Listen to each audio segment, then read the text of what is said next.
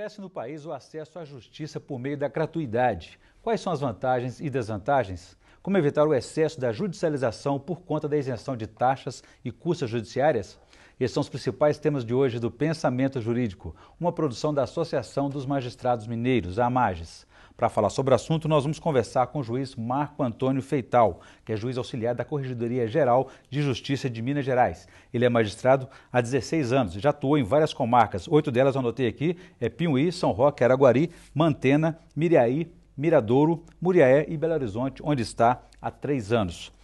Doutor Feital, obrigado pela presença, é um prazer recebê-lo aqui no Pensamento Jurídico. Orion, eu que agradeço a oportunidade de prestar aqui a minha modesta colaboração para o esclarecimento Nós desse é que tema, agradecemos. né? E temos também no terceiro bloco o quadro Pensamento Literário, em que o senhor fará indicações de leitura para os nossos telespectadores. Não teremos hoje, infelizmente, a participação dos estudantes de Direito, de Faculdade de Direito, que me ajudariam a entrevistá-lo.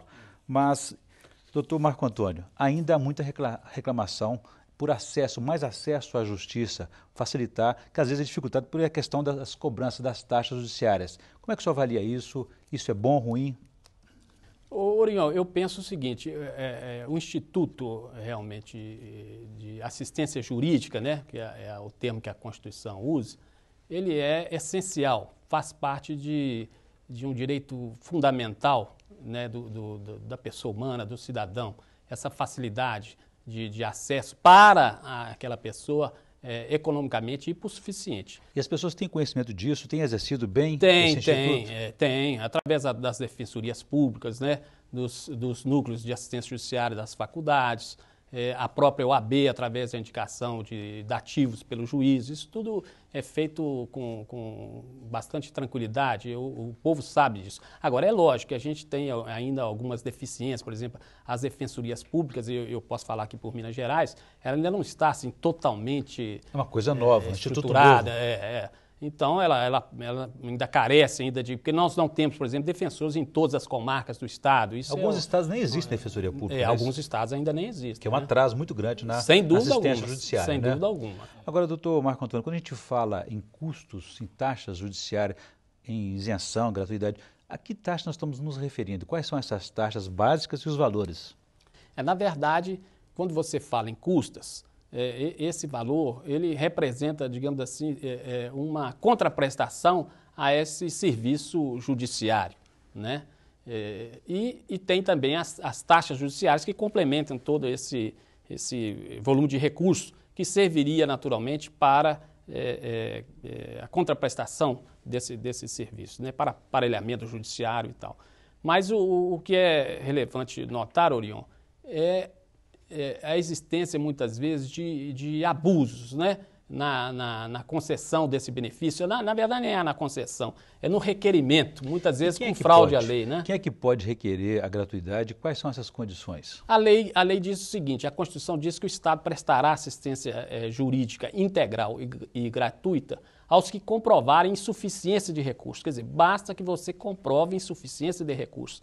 A lei não exige sequer que o estado, por exemplo, de penúria do indivíduo, né, de indigência desse indivíduo, para que ele tenha o direito a essa gratuidade. Você precisa comprovar que está, de repente, na miséria, sem condições nenhuma de pagar? Na verdade, a comprovação se faz hoje mediante simples declaração, né, firmada pelo necessitado, de que não está em condições de arcar com as custas e demais despesas do processo, sem o prejuízo para o sustento próprio ou de sua família. É boa-fé, então?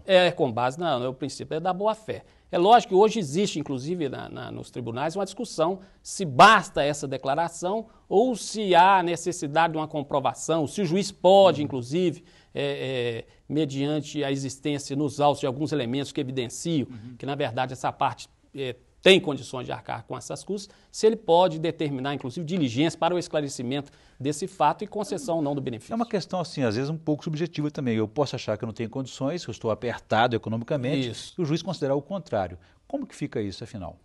Em verdade, a interpretação do juiz que prevalece? Na verdade é o seguinte, esse controle é feito pelo juiz e pela parte contrária, que a parte contrária pode impugnar o seu pedido de assistência judiciária. Pode provar o contrário? Pode provar o contrário, pode dizer que você realmente tem condições de arcar com essas despesas, né? Naturalmente, se o juiz indeferir o seu benefício, você tem direito ao recurso, você vai recorrer ao tribunal através do agravo e tal, e o tribunal, naturalmente, vai examinar essas circunstâncias todas e prover ou não o recurso, né? Concedendo ou não assistência judiciária. E qual que é o momento adequado para se requerer a gratuidade da justiça? No início do processo ou durante o processo? Na verdade, sim, não existe um momento, a lei não fala um momento, embora você possa afirmar isso logo na inicial, mas em qualquer fase do processo você pode postular assistência judiciária. Porque os custos, quando se inicia um processo, são mais baixos, mas quando ele começa a volumar, crescer para outra instância... Você pode, Orion, perder a condição,